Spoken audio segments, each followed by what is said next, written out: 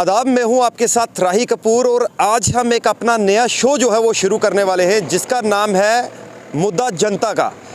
यानी मेंढर में आवाम क्या चाहती है और क्या उनका मुद्दा है। और ये तमाम जो ये लोग आप देख रहे हैं मेरे साथ, ये वो शख्स हैं कि इनसे हमने शुरुआत की है कि इन लोगों से जाना जाए।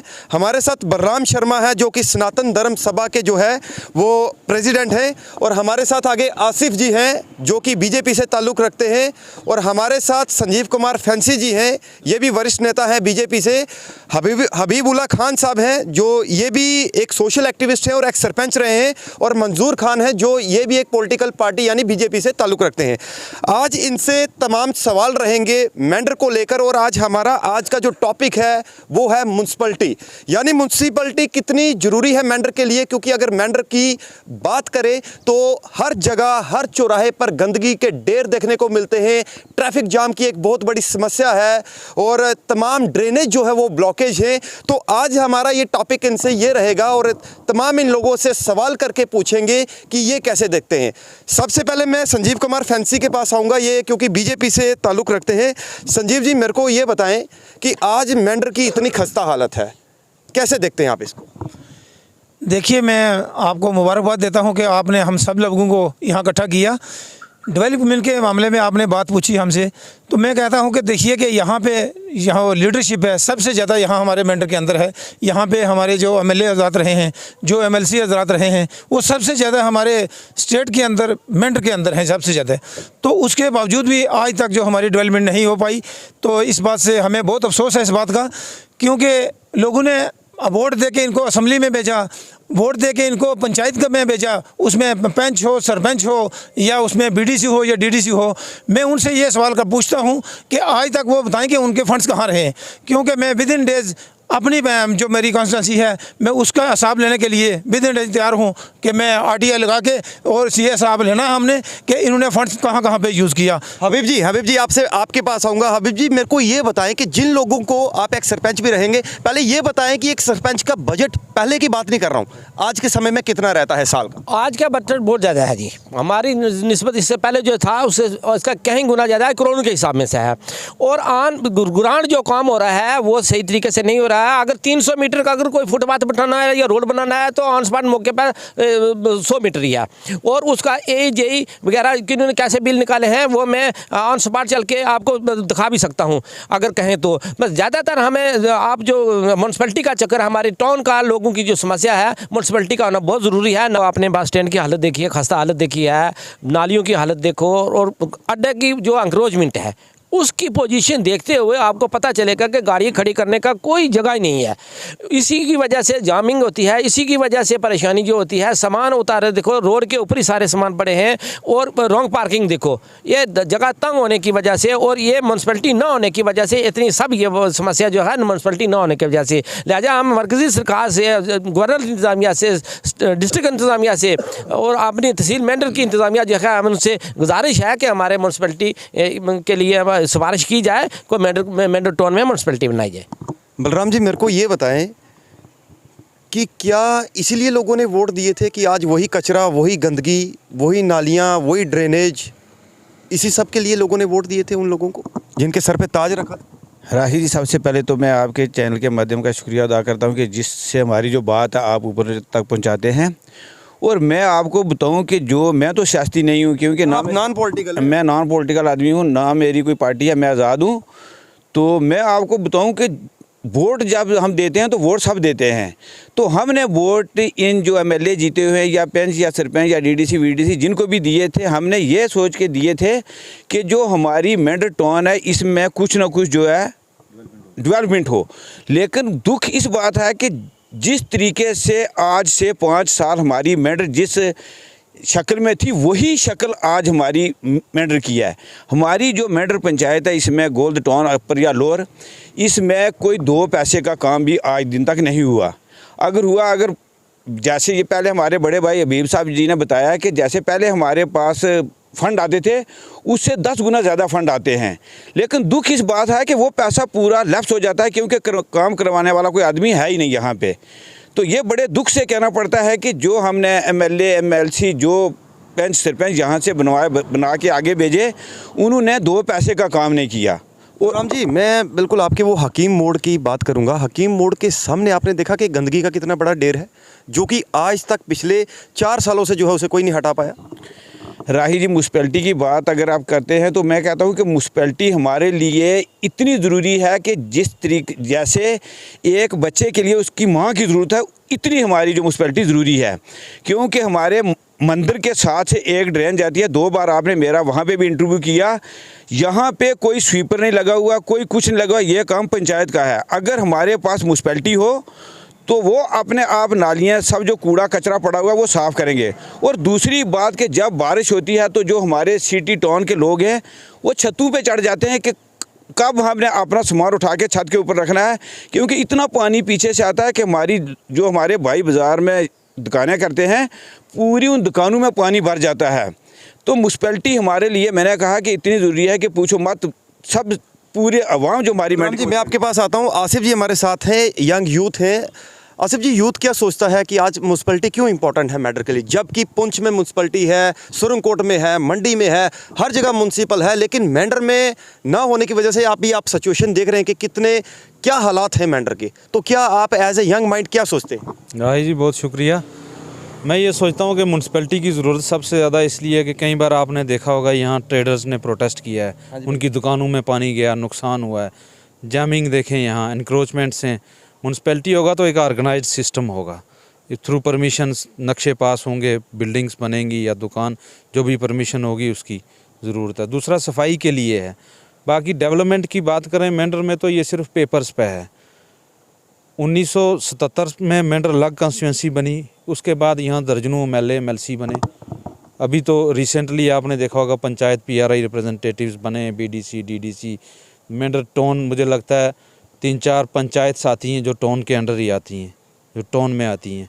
तो पंचायत में आज करोड़ों रुपए का फंड है, 1 साल में करोड़ों रुपए आते हैं। तो 5 साल में अगर इतने पैसे कहीं लगें तो बाज़ार में दिखें, बाज़ार की ये खस्ता हालत ना दिखे। हर जगह कूड़ा कचरा ढेर पड़े हुए हैं, कूड़े कचरे के हर जगह, और कोई ऑर्गेनाइज सिस्टम नहीं है।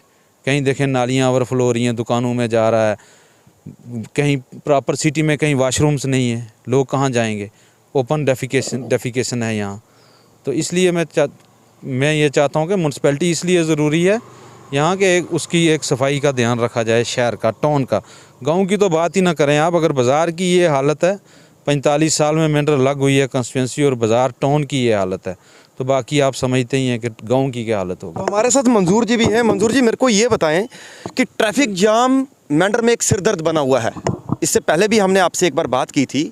तो क्या आपको क्या लगता है कि यहाँ पे नेग्लिजेंसी यानी किसका डिफ़ॉल्ट है कि ट्रैफिक जाम की वजह से अगर कोई ऐसा एपिसोड हो जाता है, भगवान ना करे, किसी को कोई इमरजेंसी पेशेंट है, तो वो तो हॉस्पिटल तक भी नहीं पहुँच सकता? कैसे देखते हैं? शुक्रिया राही जी, आपका बहुत बहुत शुक्रिया, क्योंकि आप हमेशा ये पब्लिक में जाते हैं और उनकी जो प्रॉब्लम्स है उसको क्रिएट करते हैं, देखते हैं। तो मैं तो ये सोचता हूँ कि जो ट्रैफिक का जो मसला है वो देखना चाहिए था इनको। ये यहाँ से SDPO ऑफिस से लेकर डाक बंगला तक बहुत रश होता है, लोग साइडों पे गाड़ियाँ लगा के चले जाते हैं, दुकानदार।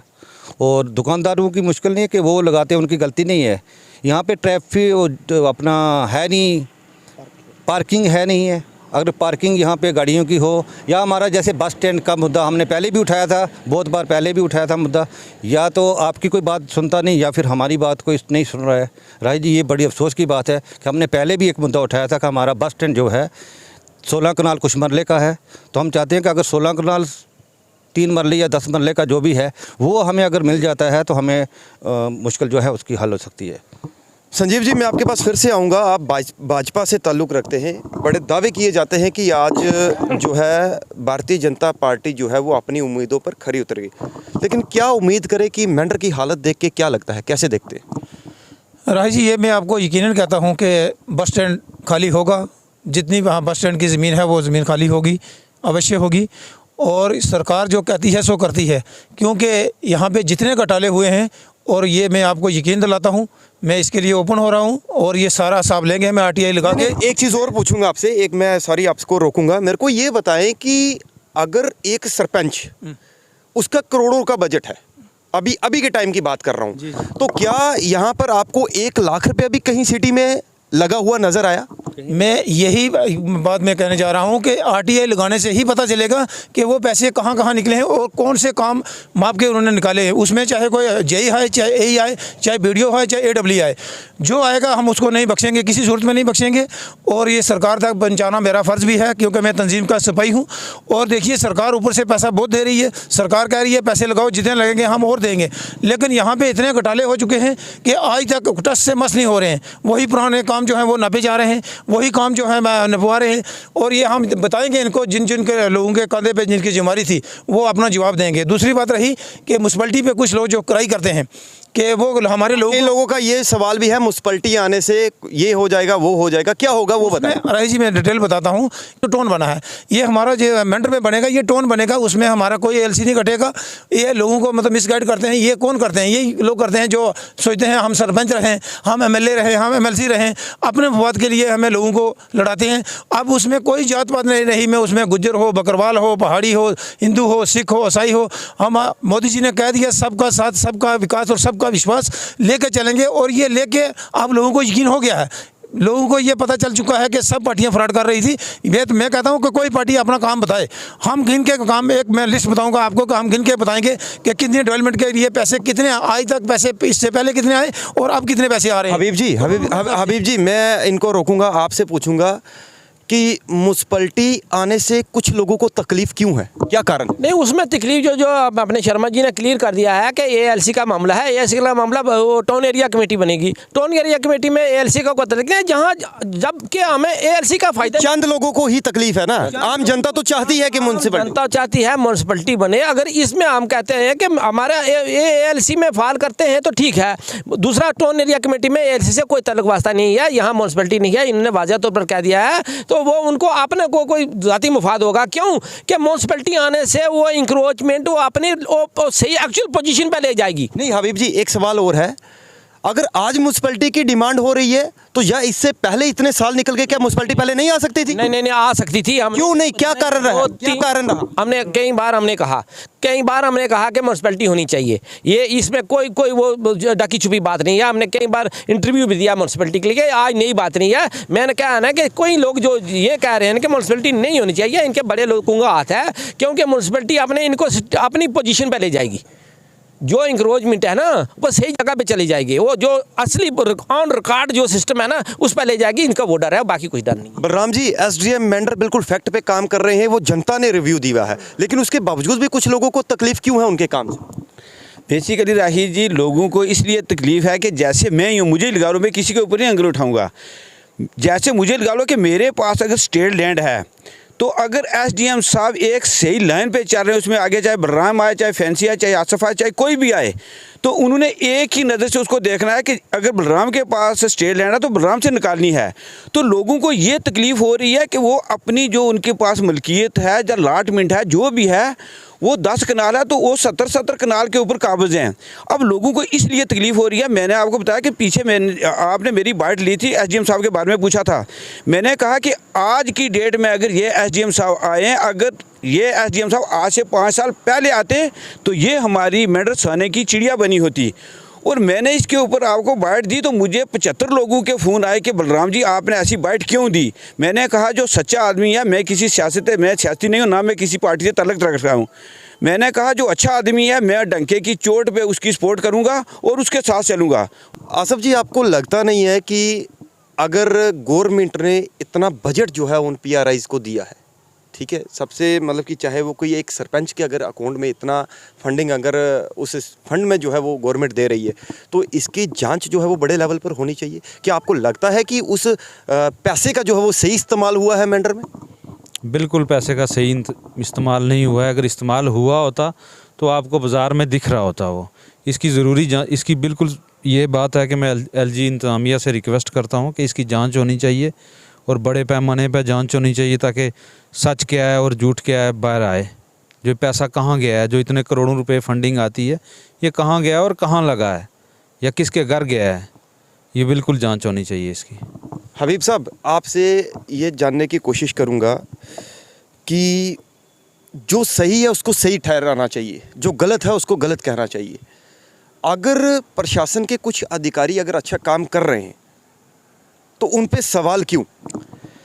बिल्कुल राय साहब, आपने ये बड़ा अच्छा सवाल किया है कि जैसे बलराम शर्मा जी ने आपने ये जो सवाल उनसे पूछा और उन्होंने जवाब दिया है कि एसडीएम साहब जो काम कर रहे थे बहुत अच्छा काम कर रहे थे। इनके ऊपर भी लोगों ने उंगलियां उठाई है, बलराम जी के ऊपर भी, कि आपने ऐसे, क्योंकि एसडीएम साहब अच्छा काम नहीं कर रहे, अच्छा कर रहे हैं। इन्होंने कहा कि अच्छा कर रहे हैं। बात ऐसे है कि हमें भी कई आदमी ने कहा जी एसडीएम साहब की जल्दी ट्रांसफ़र हो जाएगी। मैंने कहा ये पीडीपी की या ये र्यूमर चला भी है कि एसडीएम ट्रांसफर हो गया है। मैं आपको बता रहा हूँ ना कि मुझे भी कई लोगों ने कहा जी एसडीएम साहब की ट्रांसफर हो जाएगी। मैंने कहा बात जरा उससे कीजिए, ये पीडीपी या एनसी की सरकार नहीं है, ये बीजेपी की सरकार है। एसडीएम साहब में टेंडर पूरा करके जाएगा। अब हम देखें, नहीं तो यहाँ ईंट से ईंट भी जा देंगे, अच्छे अफसर को यहाँ नहीं रहने देंगे। तो अगर अच्छा अफसर एक सही तरीके पर चल रहा है, गरीब का काम कर रहा है, डोर टू डोर जा रहा है, मुलाजमों को ड्यूटी पर ला रहा है और अदारे चेक कर रहा है, तो क्या हमें वो अफसर नहीं चाहिए? हमें वो अफसर चाहिए जो सोया रहे 10 दिन यहाँ और 20 दिन घर बैठा रहे और मुलाजमों का पता न हो। हमें ऐसा ऑनेस्ट अफसर चाहिए।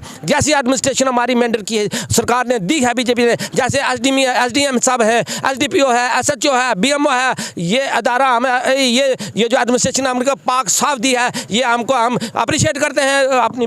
अभी सब तकलीफ किन को है? मैं ये पूछना चाह रहा हूँ कि तकलीफ किन लोगों को है, उनको वो बताइए। मक्कार मुलाजमों को है, मक्कार अफसरों को तकलीफ है, मक्कार लोगों को तकलीफ है, मक्कार नेताओं को परेशानी है। आज सही काम जो हो रहा है तो उसको वो उनको अच्छा नहीं लग रहा है। मैं इंतज़ामिया को, आज की तहसील की जो एडमिनिस्ट्रेशन को मैं मुबारक देता हूँ और अपनी डिस्ट्रिक्ट पुंछ के अपने डीसी साहब को मुबारक देता है कि और अपनी जो एलजी सरकार है जिसने हमारी तहसील मेंढर के अंदर इतनी इंतज़ामिया अच्छी दी है, मैं अप्रिशिएट करता हूँ। नहीं, आपका हक नहीं है जानना कि कौन सरपंच, कौन पीआरआई, कौन एमएलए, कौन विधायक या कौन लोग क्या काम कर रहे हैं? क्या आपका हक नहीं है जानना ये सब? बिल्कुल जानना हमारा हक है। तो क्यों फिर ये चीज़ें क्यों छिपाई जाती हैं आम जनता से? सर एक्चुअली आप देखिए, एक जाबा रोड से बेरा रोड जो है, आप उसकी हालत देखिए कि उसकी हालत क्या है। अगर सरपंचों के पास वो पैसा था तो कहाँ लगाया? जब उनसे सवाल पूछा जाता है कि भाई ये रोड की हालत है, आपने जो पैसा कस्सियों में लगा के लोगों को दे के या खा के ये रोड के ऊपर पैसा क्यों नहीं लगाया इन्होंने? आप जाइए विज़िट करिए वहाँ पे कि रोड की क्या हालत है। दूसरा नंबर, मेरी एक गुजारिश है एलजी साहब से और एसडीएम मेंढर से कि सर हमारे बच्चों के लिए एक प्रॉब्लम्स है कि उनके लिए ग्राउंड नहीं है। तो मैं चाहता हूँ कि अगर ये ग्राउंड यहाँ पे बन जाए, या यहाँ के जो लीडर बड़े बड़े अपने नाम तो ऐसे तो तख्तियाँ लगा देते हैं अपने एक बाथरूम के आगे लगा के कि हमने जी बाथरूम बना दिया, तो वहाँ पर जाके रिबन काट देते हैं। मैं कहता हूँ कि एक हदेसी काम करो, ये मुनाफिकों वाला काम छोड़ दो। फैंसी जी, मैं आपसे एक चीज़ और पूछूंगा। अगर कोई प्रशासन या किसी डिपार्टमेंट की तरफ से कोई चीज़ आती है, मान लो कि चाहे कोई लाइटें लगाए या कोई और भी डस्टबिन लगाए, वो क्या अपनी दुकानों और अपने घरों पे ही लगनी सहमत है या वो पब्लिक प्लेसेस पे लगनी चाहिए जहाँ पे ज़रूरत है लोगों को? राही जी, वो तो पब्लिक प्लेसेस पे लगनी चाहिए जहाँ पे ज़रूरत है, लेकिन जिन जिन लोगों ने अपने पर्सनल इंडिविजुअल के लिए जहाँ कहीं अपने घरों में लगवाई हैं और अपने महल्ले में ही लगाई हैं, जहाँ ज़रूरत थी वहाँ नहीं लगी हैं, वो साफ देंगे और विद इन डेज वो जेल के अंदर जाएंगे। ये मेरा प्रण है और ये मेरा वादा है आपसे कि उनको जेल तक हम पहुँचाएँगे कि ये भाजपा सरकार है। हम इसीलिए खामोश बैठे थे कि आपने मुझे देख लिया कि मैं 2-3 साल से बिल्कुल खामोश बैठा था कि ये क्या कर रहे हैं, कि इन्होंने काम कहाँ कहाँ करवाए और कैसे किए काम। जो फ्रॉड है वो सामने ला के छोड़ूंगा, जनता के सामने लाएंगे, क्योंकि इतना पैसा आया वो लगा कहाँ है। मैं कहता हूँ मेंढर आज ही वही 20 साल पुरानी जैसी थी, आज वहाँ की वहाँ ही है। डेवलपमेंट आप सारे मेरे भाइयों ने कह भी दिया है कि कोई पैसा लगे जो पैसा दिखना चाहिए। अब सरकार बार बार कह रही है कि जितना पैसा चाहिए हम देने के लिए तैयार हैं, लेकिन उसका साफ दो। तो यहाँ अब मेंढर में आज भी वही जंगल राज चल रहा है जो आज से 20 साल 10 साल 15 साल पहले जो चल रहा था, आज वही जंगल राज यहाँ चल रहा है। इसलिए जो ऑफिसर अच्छे आते हैं काम करने के लिए, उनको दबाया जा रहा है, उनको धमकियाँ दी जा रही हैं। कुछ नहीं होने वाला है। वो सरकार देखेगी कि कौन ऑफिसर, आज सरकार पार्टी के अंदर देखती है कि कौन सा वर्कर अच्छा काम कर रहा है। अगर वो वर्कर पे नज़र रख रही है तो क्या ऑफिसरों के ऊपर नज़र नहीं है? सभी ऑफिसरों के ऊपर नज़र है कि कौन सा ऑफिसर अच्छा काम कर रहा है, कौन सा नहीं कर रहा है। और मैं एक आपकी वजाजत से मैं ये कहता हूँ कि जो चापलूसी लोग हैं, जो चापलूसी करते हैं, उनको वाजिया तौर में ऑफिसरान जितने हैं उनको मैं अपील करता हूँ, एक रिक्वेस्ट करता हूँ कि आप चापलूसी चलने वाले नहीं है। सरकार काम लेगी, जो काम नहीं होगा उसमें कल ऑफिसर को अगर फंसा तो उसमें हमारी जिम्मेदारी कोई नहीं होगी। इसलिए जो डेवलपमेंट के काम हुए, जो यहाँ फ्रॉड हुआ है, उनको जल्दी से क्लोज कर लें। और मैं RTI लगा के नेक्स्ट आपकी मीटिंग में मैं पूरा प्रूफ दूंगा कि कहाँ कहाँ पे फ्रॉड हुआ है और कहाँ कहाँ पैसा जो मिसयूज़ हुआ है, उन लोगों को जेल के पहुँचाना वो हमारा फ़र्ज़ भी है, हमारा धर्म भी है। जुल्म करना भी उतना पाप है और जुल्म से ना उससे डबल पाप है। बलराम जी आपके पास आऊँगा। आज मोहल्लों के अंदर देखिएगा कि जो टाइलें लगाई गई थी, उन टाइलों की हालत देखिएगा, सब नालियां ब्लॉकेज हैं, लोग जो है वो रो रहे हैं। जब कोई किसी अपने उस सरगना के पास जाते हैं तो उन लोगों को आगे से निराश होकर आते हैं कि वो फिर लोग ये सोच रहे कि हमने कौन सी गलती की, कौन सा गुनाह किया कि आप लोगों को आज वो रिप्रेजेंटेटिव बनाया। कैसे देखते हैं? राही जी, आपके पास भी कई ऐसे लोग आए। बिल्कुल बिल्कुल, आपने टाइलों की बात की तो मैं आपको बताऊं कि जैसे मैं लिम्बेड़ी में गया और लिम्बेड़ी में देखो आप इस किस्म की टाइलें लगी, उनको कम से कम 15-20 साल हो गए हैं, लेकिन वो टाइलें वैसे के वैसे थी। लेकिन यहाँ पूरी मेंढर में सिर्फ एक ही गली है जिसमें टाइलें लगी हुई हैं, बाकी पूरी मेंढर के लिए हमारे टाइलें आई, लेकिन वो टाइलें आज दिन तक वहीं की वहीं पड़ी हुई हैं। लोगों ने वो टाइलें यहाँ से उठाई और आगे पीछे वो गाँव में लेके गए हैं। लेकिन यहाँ के हमारे इतने इंटेलिजेंट हम लोगों ने जिताए हुए थे, जो पंच सरपंच इतने इंटेलिजेंट थे कि उनके पास टाइम ही नहीं था कि हमारी किसी गली में या किसी मोहल्ले में, बाकी तो छोड़ो, गुरुद्वारे की रोड देख लो आप, मस्जिद की रोड देख लो, मंदिर की रोड देख लो, और सबसे जो हमारी बढ़िया शमशान घाट की रोड देख लो। और शमशान घाट की रोड जो वो आज से 25 साल पहले बनी है, वहाँ पर किसी ने एक जो टाइल है वहाँ पर एक टाइल नहीं लगाई। तो ये जो हमारे पंच और सरपंच हैं, मैं इनको मुबारकबाद देता हूँ अपनी तरफ से और अपनी बिरादरी की तरफ से कि इन्होंने मेंढर में बहुत बड़े बड़े काम किए। और मैं लोगों से भी ये कहता हूँ कि इसी तरीके के जो पंच सरपंच है आगे भी इसी किस्म के पंच सरपंच बनाएं, ताकि जो हमारी मेंढर है एक सोने की चिड़िया बन जाए। हबीब जी, आखिरी सवाल एक मेरा यही रहेगा कि जो लोग फेक काम जैसे फेक बिलिंग या एक जगह को 1 बार 2 बार 3 बार 4 बार 5 बार करके जो है वो, ऐसे लोगों के साथ किस तरीके की कार्रवाई होनी चाहिए? सीधा सवाल है मेरा। उनके साथ सख्त से सख्त कार्रवाई होनी चाहिए। देखो, मैं फेक काम की नहीं कहूँगा, ये कहूँगा कि काम जो काम किया है उन्हें सब स्टैंडर्ड का काम किया, उनमें माल नहीं से डाला, उसमें दोषी जो है यही हैं कि जिन्होंने ऐसा काम गंदा करवाया जिसमें सीमेंट नहीं डाला, जो 3-3 महीने हुए काम किया। आज चलो मैं बताता हूँ उसकी पोजीशन देखो, चलिए देखिए वहाँ उसमें कैसा है, कैसा मटेरियल डाला है, वो बिल्कुल ऐसे ना के बराबर हो चुका है। तो उनके लिए कार्रवाई की जाए। हम सरकार से कहते हैं कार्रवाई की जाए, वो काम चेक किए जाए। जो हमारी पंचायतों के अंदर वो जितने भी काम हुए ना, सब स्टैंडर्ड जो काम है ना वो हुए हैं। बेशक फेक ना हुए हों, मगर उन्होंने सिर्फ रिकॉर्ड में तो वो डाला है, मगर उसमें ना सीमेंट है ना कुछ है। आप देखिए, एक बरसात हुई तो बह गया। जो ब्लैक टॉपिंग इधर उधर हुई है वो उसका देखो। हाँ, जो टाउन के अंदर जो BRO ने ब्लैक टॉपिंग की है, हम कहते हैं कि 2-3 किलोमीटर उनका काम किया है, बेहतरीन काम किया है, A-क्लास काम किया है। हम सरकार से, लेकिन उस पर भी सवाल उठाएंगे, क्या कारण रहा? ये कौन लोग हैं? नहीं, वो लोग देखो जिनको कमीशन वाले लोग होते हैं, जो PMGFI से ठेकेदारों से कमीशन या इधर वो AJE का काम होता है। BRO के लिए हम ये कहते हैं कि हमें किसी से हमने BRO से क्या लेना देना है, ना या दूसरे किसी डिपार्टमेंट से कुछ लेना देना है। हमें कहिए ऑन ग्राउंड काम चाहिए, A-क्लास काम चाहिए, BG to बनोई तक जो काम जैसा इन्होंने किया है ऐसा ही काम, चाहे वो PMGFI करे, हमें उन्हें भी वेलकम कहेंगे, BRO करे, हमें उन्हें भी वेलकम कहें। हमें किसी महकमे से कोई तल्लुक नहीं है, हमें काम चाहिए, हमें अपने बच्चों का भविष्य चाहिए। बहुत बहुत शुक्रिया आप सब लोगों का हमारे साथ बात करने के लिए। तो हमारे साथ बलराम जी थे, आसिफ जी थे, संजीव कुमार फैंसी थे, हबीब खान साहब थे और हबीबुल्ला खान साहब थे और मंजूर जी थे। तो तमाम आज हमने एक इस एपिसोड अपनी सीरीज़ का जो है ये आज आगाज़ किया है, इसको कि हम हर जगह पर जो है जाएंगे। अब इन सब की बातों के बाद जनता जो है वो कमेंट बॉक्स में अपनी राय ज़रूर दे, और अगर किसी की कोई अपनी प्रतिक्रिया यदि कोई सुझाव देना चाहता है तो वो भी कमेंट बॉक्स में लिख सकता है।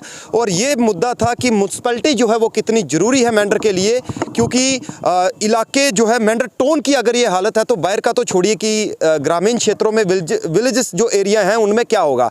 तो हमने सोचा कि पहले हम फर्स्ट ऑफ ऑल इन लोगों से यहाँ टाउन को लेकर ही बात करते हैं हैं और ये हमारा एक वीकली शो ये चलेगा। मैं कोशिश करूँगा कि जिस तरीके का रिस्पॉन्स आप जो है वो हमें प्यार देते हैं मेंढर न्यूज़ डायरी को, तो एक चौपाल यानी एक जनता का मुद्दा लेकर जो है ये शुरू किया गया कि आखिर क्या कारण रहे हैं, कौन लोग हैं जो तरक्की मतलब कि नहीं होने दे रहे हैं, या जो लोग डेवलपमेंट के नाम पे बड़े बड़े जो है वो ढोल तो बजाते हैं लेकिन एक्चुअल ग्राउंड में जो है वो कुछ नज़र नहीं आता। तो ये तमाम इन लोगों से जो है आज ये बातचीत की गई। यदि कोई किसी का और भी कोई मुद्दा है किसी भी ग्रामीण क्षेत्र में, रिमोट एरियाज़ में, तो आप मेरा पेज पर नंबर फ्लैश है, आप हमें बताइएगा और हम आपकी आवाज़ बनेंगे और आपकी आवाज़ को एडमिनिस्ट्रेशन तक पहुंचाएंगे, सरकार तक पहुंचाएंगे, जो हमारा फ़र्ज़ है। क्योंकि हम वो दुकानदार वाले पत्रकार नहीं हैं जो दुकानों पर बैठ के फेसबुक पर पेज बना के जो है वो अपडेटिंग करते हैं। आप जुड़े रहिए मेंढर न्यूज़ डायरी के साथ और ये वीडियो अगर आपको अच्छा लगे तो इसको शेयर ज़रूर करिए।